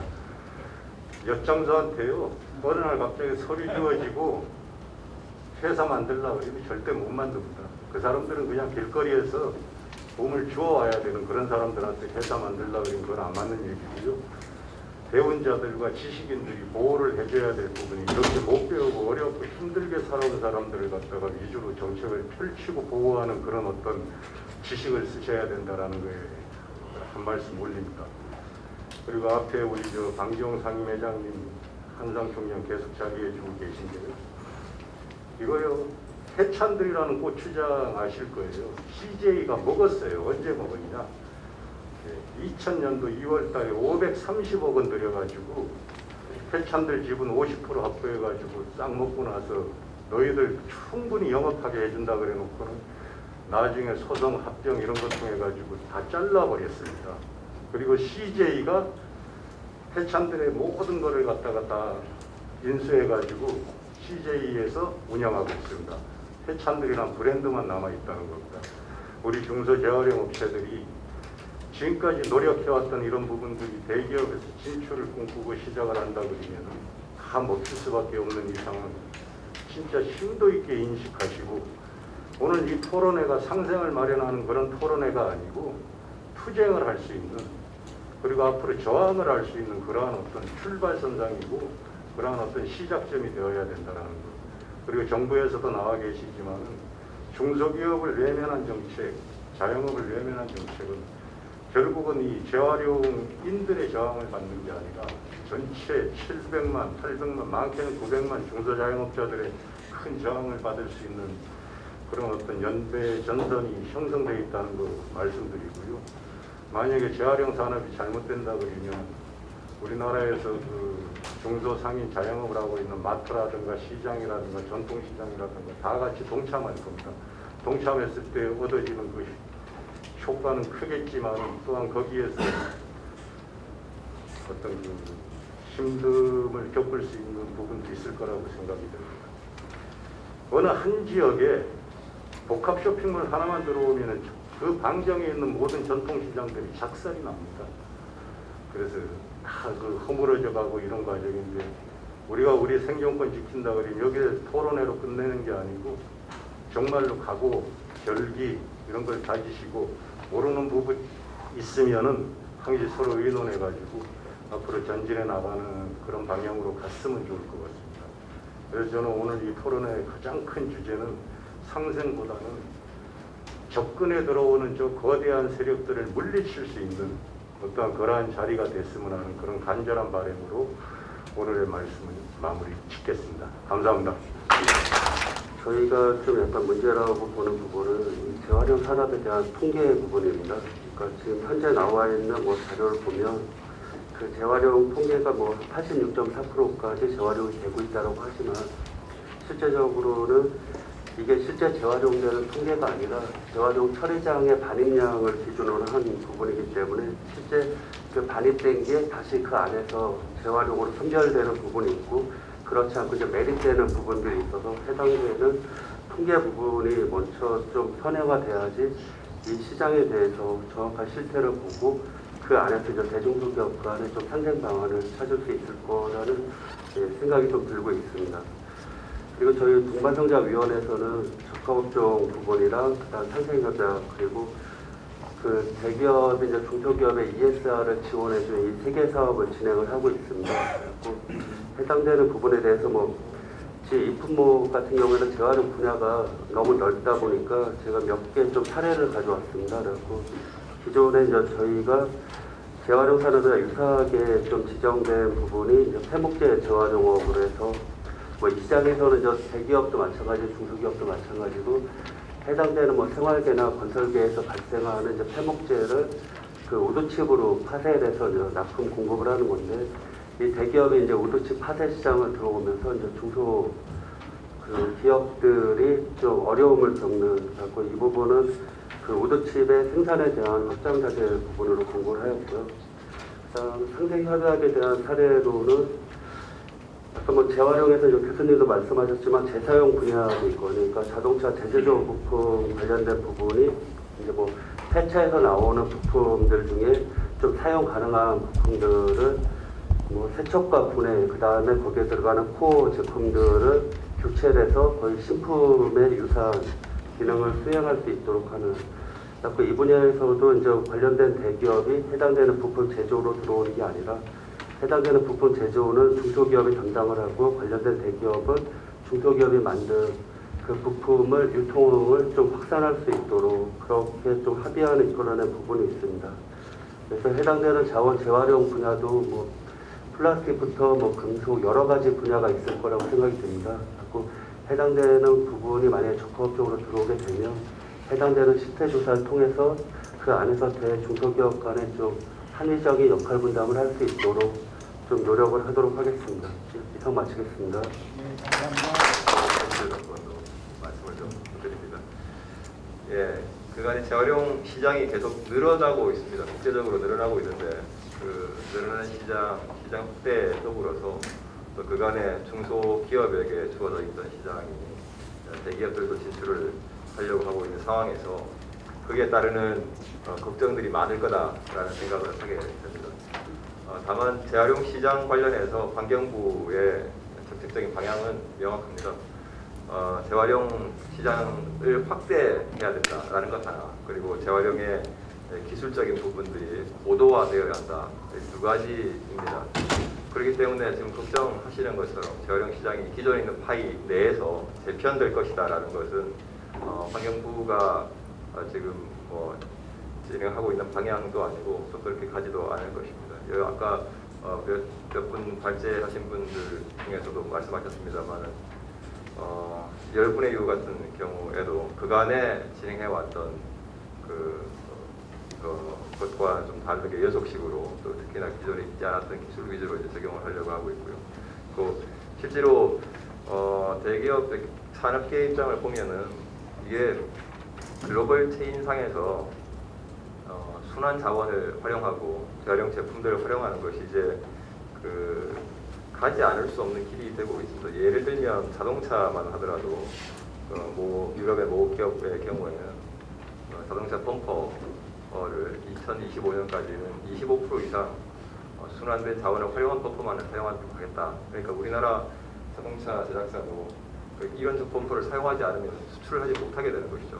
그러니까 각 수출 주도를 하고 있는 산업계에서는 이러한 재활용 시장의 국제적인 글로벌 시장에 변화에 계속 촉각을 곤두세울 수밖에 없는 것이고 아직 저희가 좀 정부에서 좀 지원을 해야 되는 것이 뭔가 하면 대기업에서는 이런 걱정들을 하고 있는 것이에요. 그러니까 밸류 체인을 쭉 형성을 해야 되는데 그 체인을 잘 알고 있지 못하기 때문에 없는가 보다. 그래서 우리가 직접 해야 되는가 보다. 이런 생각을 하고 있는 것 같습니다. 그래서 저희가 여러 가지 지금 재활용 시장에 대한 뭐 재활용 기준 비용 현실화하고 인증하고 뭐 재활용 지원금, 물질 재활용 지원금 촬영하고 이런 제도들이 있습니다만 이런 제도적인 지원 외에 사실상 대기업 그 품목별로 대기업하고 중소기업하고 밸류 체인들을 각각을 좀 형성을 해서 실제 대기업들이 특히 이제 해외 진출하는 기업들이 가지고 있는 부담, 해야 되는 그 의무가 무엇인지를 한번 좀 보고요. 그것들을 채워내줄 수 있는 중소기업 밸류 체인들을 있으면은 모색을 하고 없으면은 빨리 기술적인 변화를 해서 이것들을 대기업이 전부 다 시장을 잠식하도록 하지 말고 지금 있는 조금만 모디파이를 하면 될 것 같아요. 그런 것들을 좀 지원해 줄 수 있는 품목별 밸류 체인들을 지원하는 것, 구성하는 것들을 저희가 좀 지원을 하려고 합니다. 그리고 단기적으로는 국민들 정서가 똑같은 이왕이면 재활용 제품들을 사용하겠다라는 정서들이 지금 많이 확대되고 있습니다. 확대 programs 우리가 재활용 제품이기 때문에 사달라가 아니고 기왕이면 재활용 제품을 사도록 하는 그런 분위기를 형성하는 데 정부가 계속 지원을 하겠다라는 말씀을 드립니다. 감사합니다.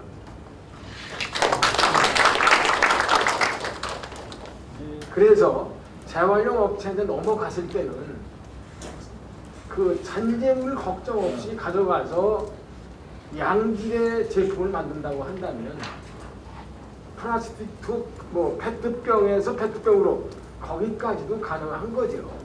그래서 이 공공 수집 선별을 자꾸 한다고 한다면 거기에서 엄격하게 선별을 해서 이제 이물질이 거의 안 나오는 이런 쪽으로 해줬으면 좋겠고요. 그 다음에 이제 좋은 제품이 만들어졌다고 한다면 이것을 전 처음부터 지자체가 발생시킨 그 폐기물들을 어떻게 보면 재활용 업체들한테 우리가 이러이러한 재활용 품목이 필요하니 이런 걸 몇 개 만들어 주세요. 양질의 재생원료를 넘겨주면서 그렇다고 한다면 재활용 업체들은 아무런 걱정 없이 제품 양과 제품을 만들어서 지자체에 납품한다고 한다면 별로 소외에 큰 문제가 없다는 거죠.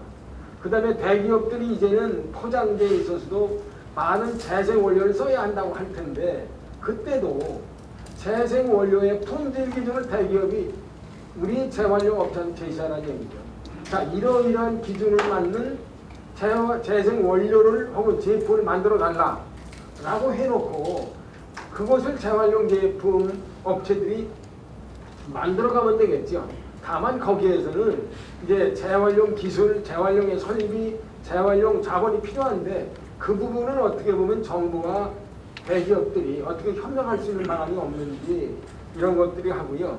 그 다음에는 오늘 굉장히 그 이동주 의원님께서 끝까지 여기 계시면서 그 우리 업계들의 애로사항들을 들어주셨는데 오늘 이 토론회가 일회성 토론이 아니라 정부, 국회, 대기업까지 참여하는 또 재활용 업계 간의 상생 협의 테이블들이 계속 이어졌으면 하는 그런 바람입니다.